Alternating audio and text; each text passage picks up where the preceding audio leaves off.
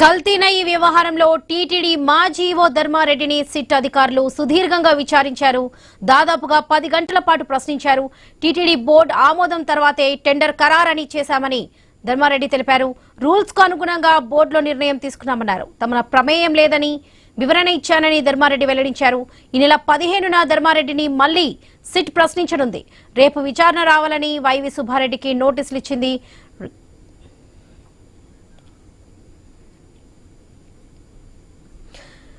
కల్తీన ఈ వ్యవహారంలో టీటీడీ మాజీ ఈవో ధర్మారెడ్డిని సిట్ అధికారులు దాదాపుగా 10 గంటల పాటు ప్రశ్నించారు. ఇదే విషయానికి సంబంధించి పూర్తి అప్డేట్స్ మా ప్రతినిధి గోపినాథ్ అందిస్తారు. ఎస్ గోపినాథ్.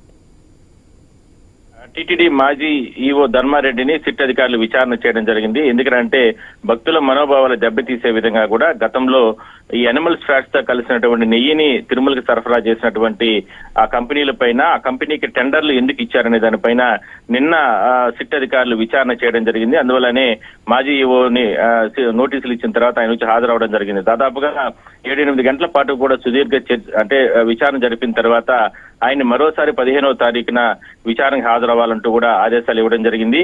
అయితే నిన్న ఇచ్చినటువంటి అంటే ఇప్పటికే బోలేబాబాకు సంబంధించిన డైరీ కావచ్చు, ఇట్లా మిగిలిన కొన్ని కంపెనీలు, చెన్నైకి సంబంధించిన ఏఆర్ డైరీ కావచ్చు, ఇట్లా కొన్ని కంపెనీలని, ఆ డైరెక్టర్ని, ఆ ప్రతినిధుల్ని అదుపులోకి తీసుకొని అరెస్ట్ చేసి విచారణ చేసినటువంటి సిట్ అధికారులు కీలక అంశాల ఆధారంగానే కీలక దశలో కేసున్న నేపథ్యంలోనే ఆ మాజీ ఈవోను కూడా అంటే నిన్న విచారణ చేయడం జరిగింది. అయితే రేపు వైవి సుబ్బారెడ్డి మాజీ చైర్మన్ కూడా రేపు విచారణ చేయబోతున్నారు.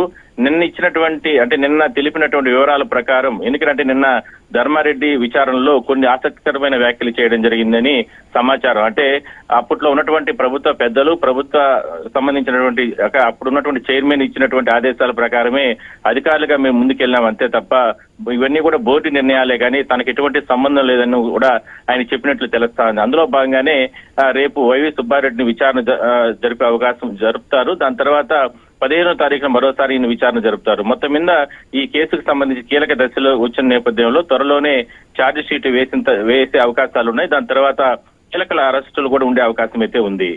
Varalakshmi. Right Gopi, thank you.